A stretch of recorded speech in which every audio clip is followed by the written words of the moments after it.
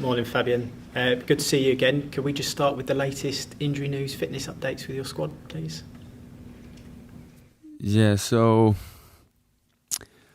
hopefully everyone will come healthy back from their international games. We don't see in everyone yet, so I don't know exactly what is about Julio and Purvis. They are the latest arrivals. We will see them today, and then we will know more. Of course, the injuries from Matt and Joao still take a little bit more time. Also with James Milner, we have to be more patient. It takes also a little bit more time, and I think the rest will be available for the squad.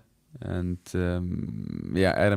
Adam is another player who will miss the game against Newcastle, but the rest will be available. And that goes for Jean-Paul as well. He's back training. Is he available for Saturday? Yeah, he will be an option. Away from Brighton this week, a fellow German has been appointed the new England head coach, Thomas Tuchel. What do you make of that appointment? I'm happy for him. So I really admire him. I think he proved that in the past that he can be very successful with his teams, and he can build a successful team quite fast. And I think that's also a challenge, especially for the national teams. So when we look at this club, the former clubs, he always was able to be successful in a short time, and I think that's exactly the challenge he will face for England. So I'm very happy for him and his team, and I wish him all the best. I know you've spoken about his influence on you before at Brighton, so what kind of thing can England expect from him? Like I said, I think a coach who has the skills to build a successful team in a really short time, and I think that's a special skill, and not everyone is able to do this. And on top of that, for me, he's able to make the players better. He plays with a clear structure. He has a tactical intelligence. You see it. I saw it especially also in the Champions League games last season against Arsenal. For me, also against Real Madrid, where in my opinion they deserve to get to the final. And you only can win these games by being tactical clever. And I think he proved it, and that's why, in my opinion, I know there are different opinions already in the public, but in my opinion, he's a good choice for the English team. And just finally on this one, he said that he wants to win the World Cup. How does that make you feel? Yeah, I like people who are self-confident and have a clear vision, a clear goal. And it will be interesting. We have in Germany a good coach with Nagelsmann. I think we have now a very good coach also for the English Federation.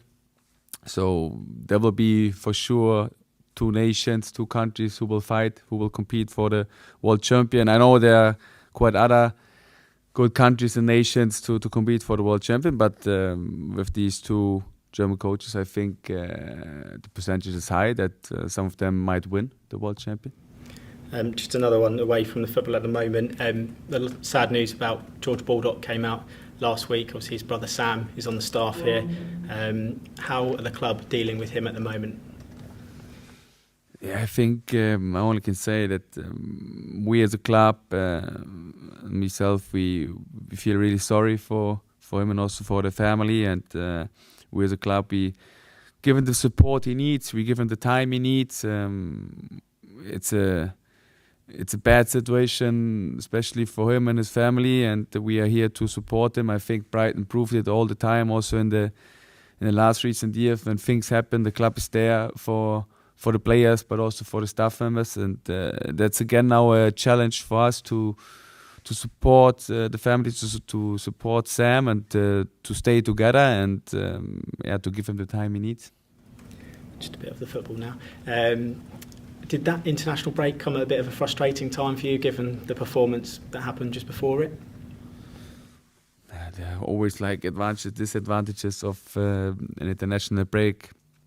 But again, it's like the schedule, and we have to accept it, and we try to make the best out of it. And now it's about getting back all the players as quick as possible, trying to immediately bring in their mind again what is the identity from Brighton, because I think in all the different national teams they experienced different things, but here when we come together we immediately try to build again this identity what we had before, and hopefully we can manage this in these 2 days. It's a short time regarding the match against Newcastle, but I'm sure we will manage this in a good way, and now we try to get the mindset in the right way to be ready for this tough game. Danny Welbeck's goal moved him above Eric Cantona in the all-time Premier League goal-scoring charts. Are you surprised at just how good he is being for you this season? Not surprised, no, because I see him working every day, and special character, special player. First, I think I already mentioned this a lot of times how important he is, not only for the club, also for me and for his teammates, and that's why I'm not surprised, because I'm always convinced if you work hard, if you have a passion for something, if you are disciplined and are passionate for something, then you will be long-term successful and you get what you deserve. And at the moment, he gets what he deserves. Just finally from me, I know you spent lots of time with other managers before getting this job at Brighton. Did you ever come across Eddie Howe in that time, and what do you make of his Newcastle side? Unfortunately not, but of course he's a great coach, so I think he's a long time now already a Premier League coach, and quite successful, and that's why I have a big respect for him, and I'm really looking forward to compete with him. I know it will be tough there, because Newcastle is a team which playing quite intense. The stadium, what I heard, is one of the best atmosphere in the Premier League, so yeah, we're really looking forward, and I have huge respect for Eddie Howe and his team for sure. My first question, Fabio, was going to be, have you ever been there? But you've just answered that. You haven't, by the sound of it. I haven't been, no. But I'm really looking forward. So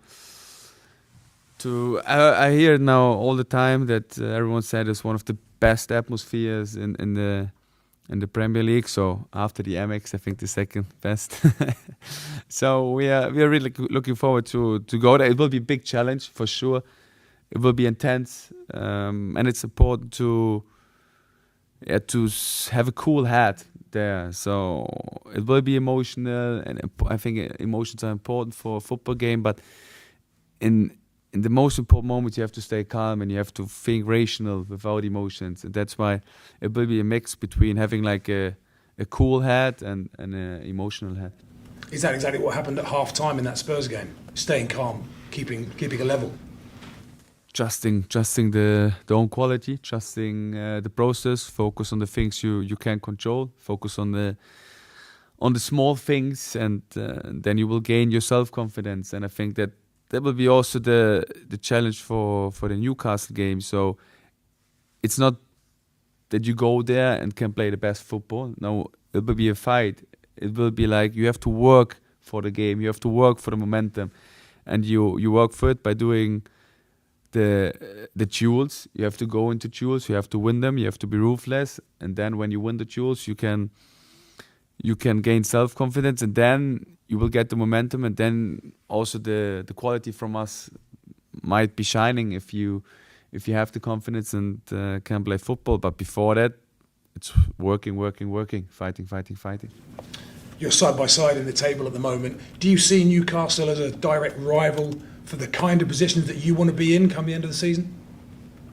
I think it's too early to talk about this, but of course there are a lot of big clubs who want to achieve great things, and I think Newcastle is a big club and they want to achieve great things. And like I said in the beginning, we don't try to hide of anyone, and we try to go forward. We try to play with courage, we try to act with courage, and that's why we also try to go there and win the game. But for sure, like I said, Newcastle is a big challenge for us, and I'm really looking forward for this challenge, and I'm looking forward if we can manage this challenge.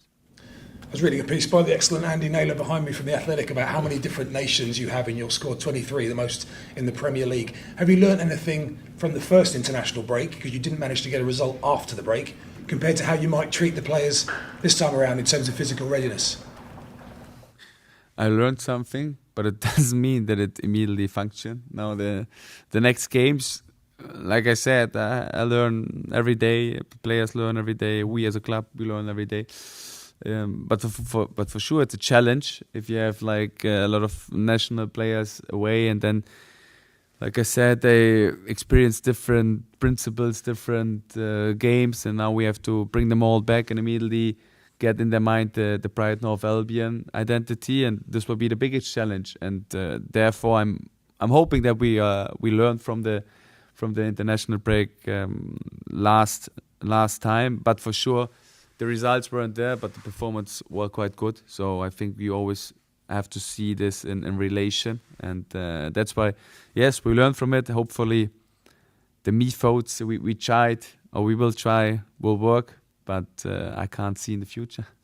I imagine it must be a nightmare for your data science and your sports science team, getting the information from so many different players across the world, how fit they are, how ready they are to play. Yeah, it's not the best time, to be honest, but it's a challenging time, and it's part of the schedule. And if you want to be a top team, you have to manage exactly these things, because I think when we look at the top teams in the Premier League, they have the national players all the time away, and they are able to manage it over a long period. And I think that's also the next step for us as a club to manage exactly these international breaks in a good way without losing the results afterwards, or without needing too much time to get back to the performance we showed before the international break. Just last one from me. It's been a great start, obviously, but you have conceded the most goals in the top half at the moment. Is that a number that you expect just to settle down once the team have played more time in your style?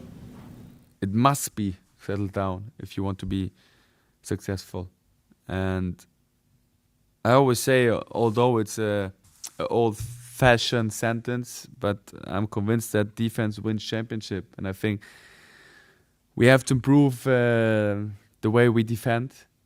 And of course, it starts with the striker, it ends with the goalkeeper, but it's always like a togetherness. And I know there's big quality, individual quality in the other teams. So we faced now Chelsea, we faced Tottenham with big individual quality, but we will face the same individual quality now against Newcastle. And the challenge will be, or the most important thing will be, that we don't concede a goal, and that we are all clear that everyone has the responsibility to defend. And if we have this mindset, I think that the first step is done. But then, of course, we have to behave also tactically in the right way. I was quite happy how we defended against Tottenham the second half. I think there was this togetherness. It was clever how we defend as a team, and this has to be the benchmark for us, because you can't concede that many goals if you want to reach your goals. Thank you. Fabian, one player who didn't go away was Solly March, but he did play half an hour for the under-21s. Did he come through okay, and how do you see him progressing at the moment after a long time out? I think, like I said also in the last press conference, we need to give him a lot of time, because being back after such a long injury is not a comeback which will go like linear. It's more like a comeback with waves, and there will be up and downs, and you need to accept the up and downs. Not only we as a staff or we as a coaching team, also Solly as a player has to accept these up and downs, because they are normal after long injury. But he's doing quite good mentally and physically, and he is in a good way. He has the right mindset. He's a positive guy, and we have to be patient with him, but I'm sure we're on the right way. Yasin Ayari scored for Sweden while he was on international duty. What potential do you see there, and is he slightly different to some of the profile of the players that you have in that part of the pitch currently in the squad? I'm very happy for Yasin. So we followed his games at Sweden, and he just confirmed what he showed for us. Not in the games, because he didn't get the match time maybe he deserved in the last games, but he showed in every training his development the last weeks here, and he has a special ability for sure. He can play intense in both directions. He can attack the opponent's box. He can defend our box. He can train every day, like really intense. He can turn in different or in special spaces in the opponent's half. He has a good feeling for the space there, and that makes him a special player. And I'm really happy for him and his development. But of course, there's still things to improve, and hopefully we can give him the match time he deserves. But again, it's a big competition in our squad to gain or to receive this game time, and he is part of it. Newcastle will have a Swedish international potentially back in Alexander Isak. How does that sort of change your mindset going into the game, not knowing whether he'll be featuring or not? And does that change your game plan at all, in bearing in mind the style of play that Newcastle have? Not really, because they're all fast. So I think if you measure them sprinting, they're all maybe on the same level. So it doesn't matter who plays as a striker. I think the last game was Gordon, and Barnes played at the left. So no matter who is playing there, they have all the skill and ability to hurt like a back line in the Premier League, and they have all the individual quality to make the difference in one situation. So we have to take care all the time, no matter who's playing. Of course, Isak, he's a striker with special skills. I already know him. I knew him in his time when he played for Dortmund in the Bundesliga, and that's why, yes, he's a great player. He has a great skill, and will be a big challenge for us to defend him.